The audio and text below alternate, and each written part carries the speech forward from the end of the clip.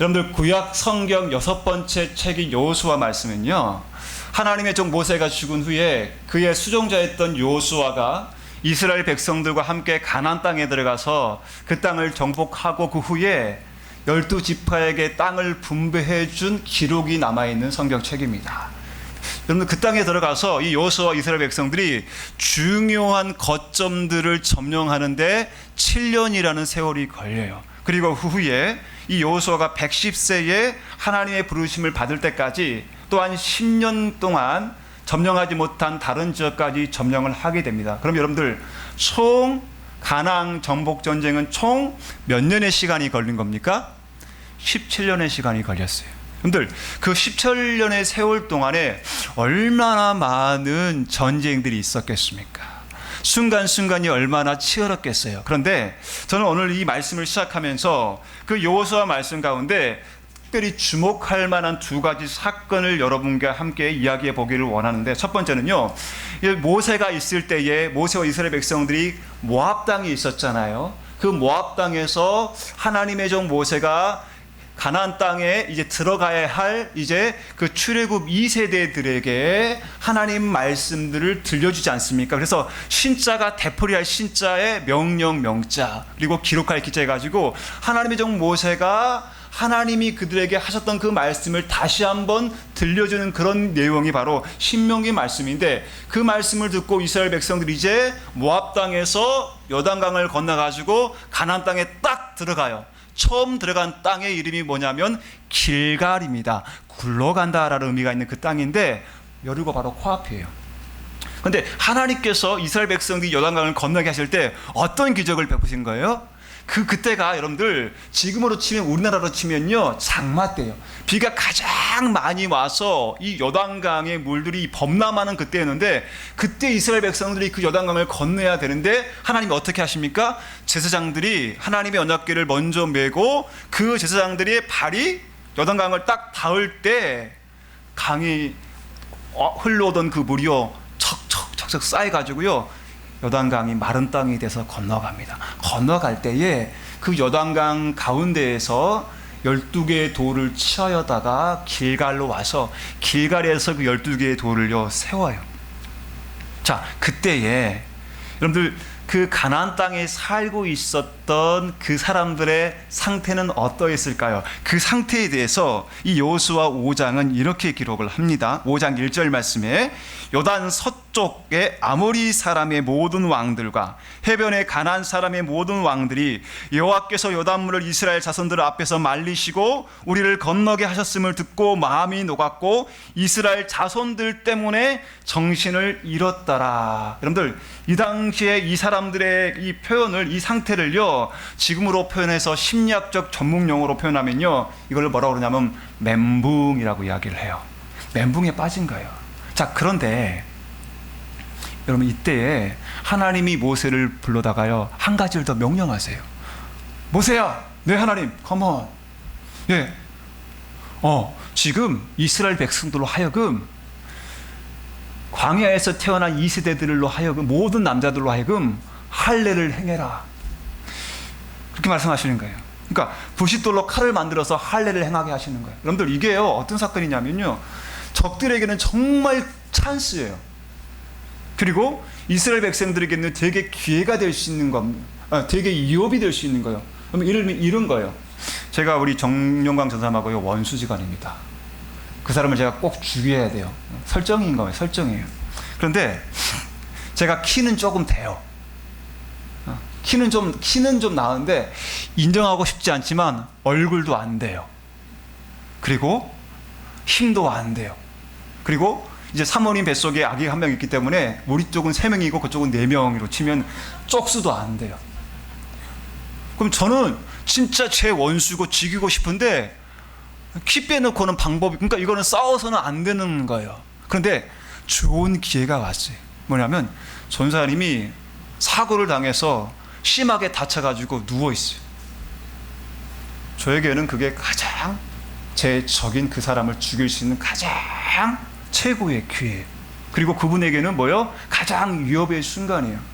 여러분들, 할례, 혹시 초등부 친구들 중에 할례가 뭔지 모르죠? 좀 쉽게 설명해 드릴게요. 우리 학생부 이상은 할례가 뭔지 아실 거예요. 초등부 친구들 중에서 어린 친구들은 잘 모르니까 쉽게 이야기해 줄게요. 여러분 이해해 주시기 바랍니다. 우리 남자들의 거시기에 수술하는 거, 이게 바로 할례입니다. 여러분들 할례를 행한 후에 되게 아프거든요. 그러니까 여러분들 그 창세기에 보면은 그 세겜 땅에 그 아브라함이 갔었을 때에, 여러분 보세요. 야곱이 갔었을 때 그의 딸 디나가 그 세겜의 추장의 아들에게 여러분 추행을 당한 후에 뭘 제안을 하는가요? 야, 우리가 서로 교환하면서 같이 살아라 라고 했을 때 뭘 제안합니까? 야곱의 그 아들들이 그 세겜 땅 백성들에게, 야, 우리는 섬기는 민족이기 때문에 너희가 우리와 함께 살고 우리와 교류하려면 할례를 행해야 돼 라고 했을 때 그 말을 듣고 세겜성에 살고 있는 모든 남자들이 할례를 받잖아요. 그리고 그 고통이 가장 절정에 이르렀을 때에 야곱의 아들들이 가가지고 세겜성의 모든 남자들을 다 죽여버려요. 움직일 수가, 경험해 보셨죠? 우리 남자분들, 그렇죠? 그 상황인가? 하나님은요 지금 그 상황을 아시면서도 길갈, 여리고 바로 코 앞에서 이스라엘 백성들에게, 남자들에게, 군대의 군사들, 힘을 써야 할, 전쟁에서 힘을 써야 할 그 남자들에게 할례를 행하라고 하시는 거예요. 그러면 이 할례가 어떤 의미입니까? 할례는요 하나님과 그 가운데 있는 백성들에게 어떤 의미가 되냐 하면, 하나님은 우리의 왕이시고 우리는 그분의 백성이라는 그 의미를요 신체에 새기는 의미인 거예요. 그러니까 하나님께서 이 할례를 행하게 하심으로써 뭘 백성들에게 심겨주는 거냐면, 야, 너희가 이제 이 땅에 들어왔는데 가장 중요한 게 뭔지 알아? 너희의 정체성을 잊지 마라는 거예요. 너희가 누군가를 잊지 마. 너희의 왕은 나고 너희는 나의 백성이야. 이 정체성 절대 잊으면 안 돼라는 것을 하나님은요 강하게 심어주시기 위함인 거예요. 자, 그 후에 이제 여리고를 점령한 후고 그 다음에 아이성을 점령한 후에 어디로 가냐면요 조금 북쪽으로 올라가서 세겜이라는 곳으로 올라갑니다. 어깨라는 의미의 이 지역인데 세겜이라는 곳인데, 세겜에 뭐가 유명하냐면요, 세겜은 조금 북쪽에 에발산이 위치해 있고요, 남쪽에는 그리심산이 위치해 있어요. 그러니까 에발산과 그리심산 이 사이에 있는 동네가 바로 세겜인데, 이 세겜에서 하나님께서 또 이 뭐라고 말씀하시냐면, 이제 여호수아가 딱 들어와서 여호수아가 이제 하나님 말씀을 받아서 뭘 행하냐면요, 이 에발산에다가 돌을 세우고 그 돌에다가 회칠을 하고 거기에다 하나님 말씀을 기록하게 하고, 그 다음에 철 연장으로 다듬지 않은 돌로 단을 쌓고 제사를 지내게 한 후에, 자, 에발산에다가는 절반의 지파, 또 그리심산에는 나머지 절반의 지파, 그러니까 에발산 같은 경우는 시므온과 레이와 유다와 그다음에 이사갈과 베냐민과 요셉 지파, 그리고 거기가 이제 그리심산이 그쪽이에요. 에발산은 나머지 지파 사람들을 딱 해놓고요, 이 모세가 그 가운데서 여호수아가 그 가운데서 하나님 말씀, 저주와 축복의 말씀을 선포하는 거예요. 백성들이 축복의 말씀을 선포할 때 아멘 아멘, 그리고 저주의 말씀 선포할 때 또 아멘 아멘 하는 겁니다. 그러면 이게 무슨 의미가 있냐면요, 이거예요. 어떻게 이 땅에 살 건데 라는 의미인 거예요. 얘들아, 중간은 없어. 너희가 삶을 살아가면서 축복의 자리에 서든지 아니면 저주의 자리에 서든지 너의 삶의 중간은 없는 거야. 너희는 이 땅에서 어떻게 살아갈 건데, 어떤 모습으로 살아갈 건데, 하나님의 백성으로서 어떻게 살아갈 건데, 나는 너희들이 항상 옳은 선택을 하고 이 땅에서 하나님의 백성으로서 저주받은 삶이 아니라 복된 삶을 살았으면 좋겠다라는 것을요 백성들 마음 가운데 새겨주시는 거예요. 그러니까 길갈에서의 사건과 이 세겜에서의 사건은요, 너희들은 누군지 정체성을 잊지 마. 그리고 너희가 이 땅에서 하나님의 백성으로서 옳은 삶, 복된 삶을 살아야 되는 백성임을 잊지 말라고 하나님이 말씀해 주시는 거죠. 여러분, 그렇다면요, 하나님께서 하나님의 백성들에게 주고 싶으셨던 진정 복된 삶은 무엇일까요? 하나님께서 당신의 백성들에게 진정 누리기를 원하셨던 진정한 복된 삶은 무엇일까를 이 시간 함께 살펴보기를 원합니다. 오늘 말씀을 보니까요, 여러분들, 하나님께서 우리에게 말씀하시기를 진정 복된 삶이란 하나님의 말씀 속에 그 말씀에 순종하고 충성하면서 살아가는 삶이 진정 복된 삶이라고 이야기를 합니다. 오늘 본문 말씀에는요, 하나님의 많은 약속의 말씀, 축복의 복된 말씀들이, 그런 삶들이 등장을 해요. 1절에 보니까 뭐라고 말씀합니까? 1절 하반절에 너를 세계 모든 민족 위에 뛰어나게 하실 것이다. 2절로 보니까 이 모든 복이 내게 임하여 내게 이르리니 라고 하면서 3절에 보니까 성읍에서도 복을 받고 들에서도 복을 받고 내 몸의 자녀와 내 토지의 소산과 내 짐승의 새끼와 소와 양의 새끼가 복을 받을 것이고 내 광주리와 떡방은죽 그릇이 복을 받을 것이고 내가 들어와도 복을 받고 나가도 복을 받을 것이고, 또 나중에 저기 뒤편 읽진 않았지만요, 12절 13절 같은 데 보면은 내가 너로 하여금 머리가 되고 꼬리가 되지 않게 하겠다, 이런 것들을 하나님이 말씀해 주잖아요. 여러분들, 대단한 복 아닙니까? 우리의 일생에 있어서 야, 이런 삶을 한 번만 살아봤으면 좋겠다. 내가 모든 민족에 정말 높아지는 삶. 우리 학생들, 청년들로 표현하면 야, 정말 한번 플렉스한 삶을 내가 한번 살아보고 싶다, 이거 아닌가요? 그렇죠? 그 앞에 이 1절, 2절, 또 여러분들 5절, 6절, 13절 이렇게 많은 말씀들 앞에요, 조건부의 수식어가 들어있어요. 1절에 뭐라고 나와 있습니까? 내가 내 하나님 여호와의 말씀을 삼가 듣고 내가 오늘날 내게 명령하는 그 모든 명령을 지켜 행하면, 2절 말씀에 내 하나님 여호와의 말씀을 청종하면, 13절 내가 오늘 내게 명령하는 내 하나님 여호와의 명령을 듣고 지켜 행하면, 14절 말씀 내가 오늘 너희에게 명령하는 그 말씀을 떠나 좌로나 우로나 치우치지 아니하고 단을 신을 섬기지 아니하며라고 되어 있어요. 여러분, 그렇다면 하나님이 말씀하신 우리가 정말로 사모하고 세상 사람들이 정말 이처럼 살기 원하는 이 복된 삶, 그리고 그 앞에 조건부처럼 붙어있는 이 수식어 중에서 어떤 게 더 중요합니까? 세상 사람들, 하나님을 알지 못하는 사람들은 어떤 게 더 중요할까요? 하나님 말씀 없이도 내가 이 땅에서 떵떵거리고 살아가는 거, 그게 더 중요하겠죠. 그러면 여러분들, 하나님의 백성들에게 있어서는 둘 중에 어떤 게 더 중요하죠? 여러분들은 어떤 게 더 중요합니까? 어떤 게 더 중요하고 어떤 게 덜 중요해요? 이 둘 중에서 어떤 게 더 메인이에요?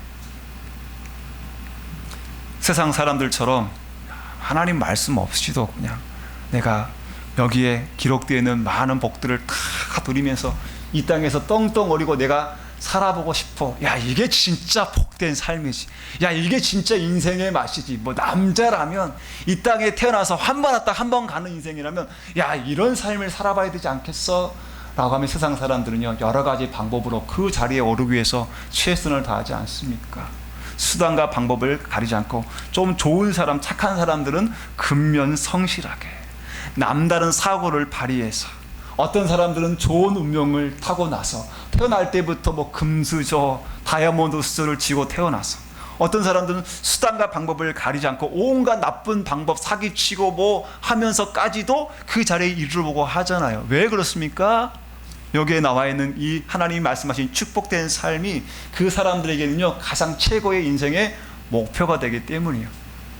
그렇다면 여러분들, 하나님을 믿는 저와 여러분들은 이게 우리들의 삶의 목표고 가장 중요한 겁니까? 우리 삶의 메인이에요? 아니면 앞에 수식어처럼 표현되어 있는 하나님 말씀을 듣고 지키고 순종하며 좌로나 치우치지 않고 다른 신들을 섬기지 않는 거, 이게 더 중요하고 이게 메인입니까?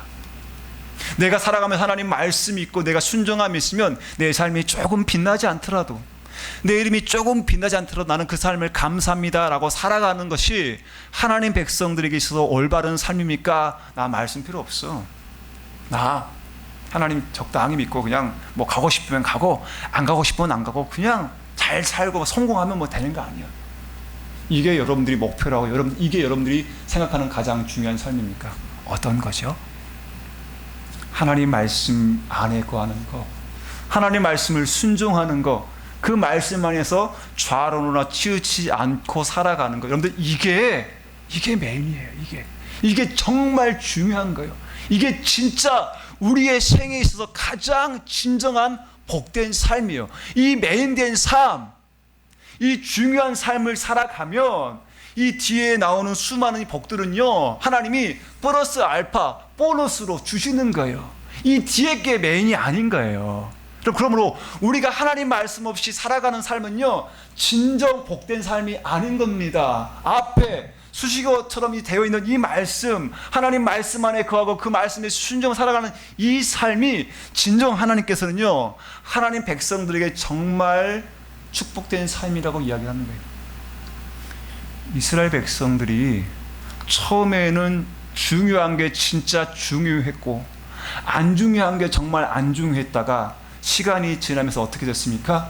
안 중요한 게 진짜 중요한 것이 되고 진짜 중요한 메인이 안 중요한 게 됐죠.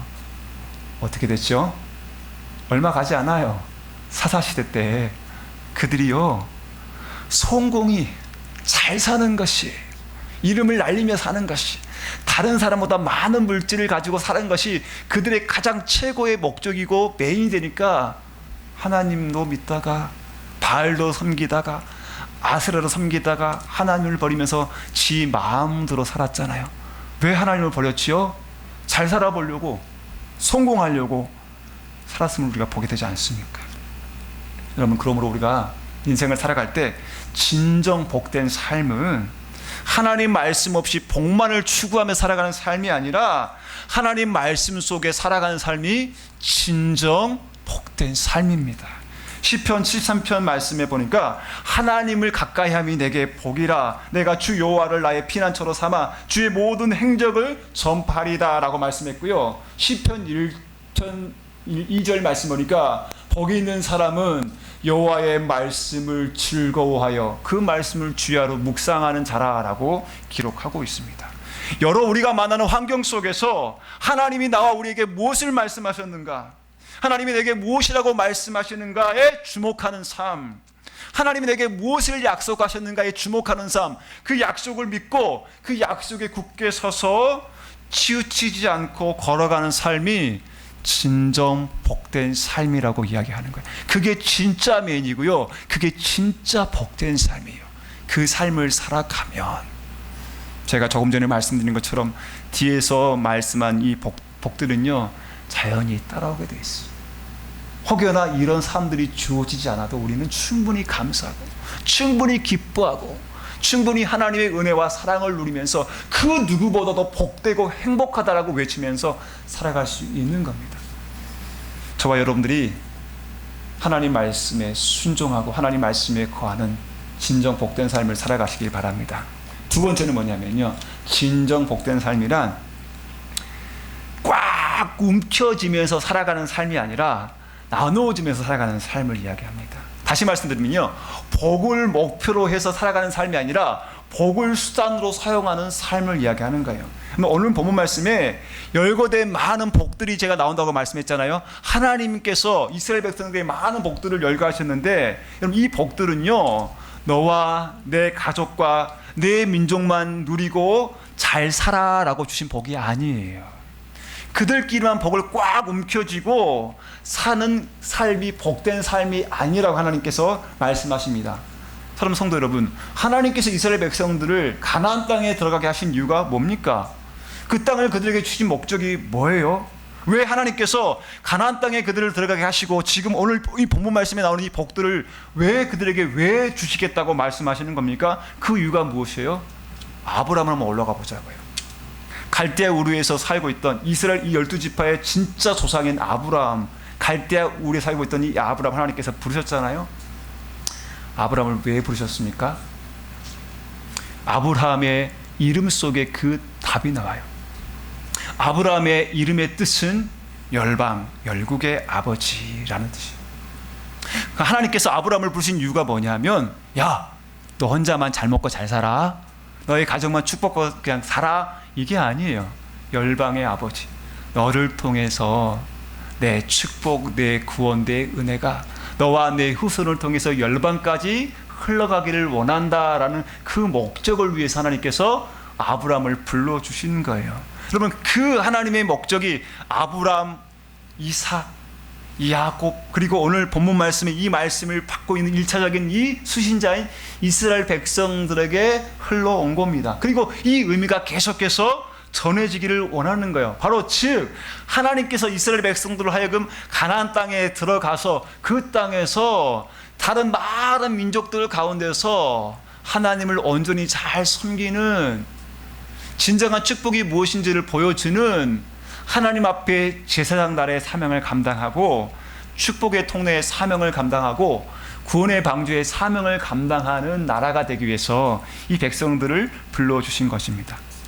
오늘 이 본문 말씀에 여러분들 3절 말씀에 성읍들이라는 말이 나오죠. 그 6절 말씀에 들어와도 나가더라는 말을 주목해 보세요. 그리고 읽진 않았지만 10절 말씀에 땅의 모든 백성을 한번 주목해 보십시오. 여기서 3절에 나오는 이 성읍가들은요, 우리의 일상과 연결된 모든 장소를 의미합니다. 6절에 들어온다 나간다는 이 말의 뜻은 뭐냐면요, 그 모든 장소에서 전달되어지는 우리의 행동을 의미하는 거예요. 그리고 10절의 모든 백성들은요, 우리가 만나는 모든 사람들을 의미합니다. 우리는 직업이나 어떤 상황에 따라서 여러 장소에 머무를 경우가 참 많아요. 그런데 이때 중요한 것은 장소 그 자체가 아니라 그곳에 서 있는 우리의 태도와 행실입니다. 이때 중요한 것은 환경이 아니라 하나님 말씀에 반응하는 우리의 믿음의 자세예요. 이때 중요한 것은 상황이 아니라 하나님의 사람으로서 남기는, 그리고 전해지는 우리의 삶의 열매입니다. 여러분들, 지금도 이스라엘 땅에 있는 사해 바다와 그리고 갈릴리 호수가 있지 않습니까? 여러분들, 왜 갈릴리 이 호수, 이 바다가 생명을 유지하고 있고 사해 바다는 왜 죽음의 바다가 되었는지를 잘 생각해 보십시오. 2000년 전에 예수님 이 땅에 오셨잖아요. 그럼 예수님 이 땅에 왜 오셨습니까? 열방으로 흘러가야 할 하나님의 그 구원과 축복의 물줄기가요, 꽉 막혀 있는 그 부분을 예수님이 뻥 터뜨려 주시기 위해서 땅에 오신 거예요. 하나님께로 시작되어진 그 구원과 축복의 물줄기가 교회로 흘러 들어가게 하시기 위해서 예수님이 축복의 통로의 사명을 감당하기 위해서 이 땅에 오신 거예요. 그렇다면 교회는 우리는 말해 무엇하겠습니까? 예수님이 축복의 통로가 되어져서 우리에게 이 하나님의 놀라운 은혜와 구원의 축복들, 이 복들을 전해 주셨다면 우리 또한 이 복을 받아서 우리의 몸된 교회가 열방을 향해서 계속해서 흘러가도록 우리는 해야 합니다. 사도행전 1장 8절 말씀처럼 하나님의 그 말씀이 예루살렘과 사마리아와 온 유대와 땅끝까지 가게 했던 그 말씀처럼 우리 교회를 통하여서, 나를 통하여서 계속해서 흘러가게 해야 한다는 거예요. 나에게서 멈추는 것이 아니라, 우리 교회에서 멈추는 것이 아니라 축복의 통로가 돼서 계속해서 흘러가게 해야 합니다. 그래야만 갈릴리 호수처럼요, 우리의 영혼이, 우리의 가정이, 우리의 교회가 살아납니다. 여러분들, 신약 성경 보면 오병이의 사건 아시잖아요. 그 조그만한 소녀가 오병이여, 그렇죠? 보리떡 5개, 물고기 2마리를 드렸잖아요. 그 설교를 어떤 목사님이 이렇게 설교를 하시는 걸 제가 들은 적이 있거든요. 여러분들은 이 오병이어 사건으로 예수님이 5,000명을 먹이셨지 않습니까? 여러분들은 5,000명이 먹을 분량의 것을 혼자 쌓아놓고 사는 사람들이 되고 싶으십니까? 아니면 5,000명을 먹이는 사람들이 되고 싶으십니까? 라고 말씀했던 그 말씀을 제가 들은 적이 있거든요. 여러분들은 어떤 사람으로 살기를 원하십니까? 5,000명을 먹일 수 있는, 축복할 수 있는, 그들에게 축복의 통로가 되어주는 그런 삶을 살았으면 좋겠습니다. 사랑하는 성도 여러분, 우리의 그러므로 기도 속에요, 나라와 민족을 위한 기도가 있어야 돼요. 우리의 기도 속에 우리 형제 자매들 향한 기도가 있어야 됩니다. 우리의 기도 속에 연약한 자들, 정말 우리의 중보의 기도가 필요한 사람들을 위한 중보의 기도가 있어야 됩니다. 사랑하는 성도 여러분, 우리의 양식 속에 하나님의 부분과 내 이웃들을 향한, 타인들을 향한 그런 분량들이요, 동일하게 들어 있어야 합니다. 누가복음 12장에 보면 여러분, 어리석은 부자 이야기가 나오지 않습니까? 부자가 농사를 짓는데 어마어마하게 소출을 거뒀어요. 이 부자가 고민하다가 어떤 결정을 했습니까? 야, 내가 기존에 있던 창고를 내가 다 부수고 내가 이 소출을 가득 담을 수 있는, 충분히 담을 수 있는 더 큰 창고를 내가 만들어 가지고 그 모든 소득을 내가 그 안에 다 집어넣고 내가 평생 마음껏 먹고 살아야지라고 이야기를 했습니다. 그럼 이 사람이 세상적으로 봤을 때는 여러분 가장 복받은 사람 아닌가요? 가장 똑똑한 사람 아닌가요? 가장 성공한 사람 아닌가요? 가장 성공의 모델이 될 만한 사람 아닌가요? 그런데 여러분 이 부자를 향해서 하나님이 뭐라고 말씀하십니까? 어리석은 자여라고 말씀하시죠. 달리 표현하면 실패자여, 가장 불행한 자여라고 이야기를 하고 계신 것입니다. 왜 그렇습니까? 이 부자에게 주어진 이 소득 속에 부자는요, 하나님의 것과 이웃의 것이 들어있지 않았어요. 오직 자기 자신만을 위해서, 자기 가족만을 위한 그런 삶밖에 없었기 때문에 다른 사람 눈에 보이기에는 와 부럽다, 와 대박 이렇게 보이는데 하나님이 보실 때는요, 그 삶이 가장 어리석게 보이고 가장 불행하게 보이고 가장 실패자의 모습으로 보였다라는 사실입니다. 여러분 우리의 삶이 이런 삶이 되면 안 될 줄 믿습니다. 말다시피 제 아들이 지금 그 최전방에서 있는데요, 제가 제 아들이 최전방에서 근무를 한다고 그래서 가장 걱정했던 게 교회가 없는 데서 군생활을 하게 될까 봐 걱정을 참 많이 했습니다. 그런데 다행히 하나님께서 바로 옆에 교회가 있는 그런 좋은 장소로 하나님 허락해 주셔서 군생활을 좀 하고 있습니다. 일주일에 한 번씩 통화를 합니다. 처음에는 하루에 한 번씩 했는데 남자끼리 계속 대화를 하니까 할 말이 없더라고요. 할 말이 없어요. 전화는 했는데. 그래서 야 우리 이제는 그냥 일주일에 한 번씩만 하자 해가지고 이야기를 주고받는데, 제가 지난주에 제가 그 이야기를 했었습니다. 요즘 최근에 여러분 정세가 좀 안 좋잖아요. 제가 우리 아들에게 그 말했어요. 아들아, 하나님이 너로 하여금 교회가 있는 그 장소에 보내신 분명한 이유가 있을 것이다. 잘은 모르지만 한 가지만 해라.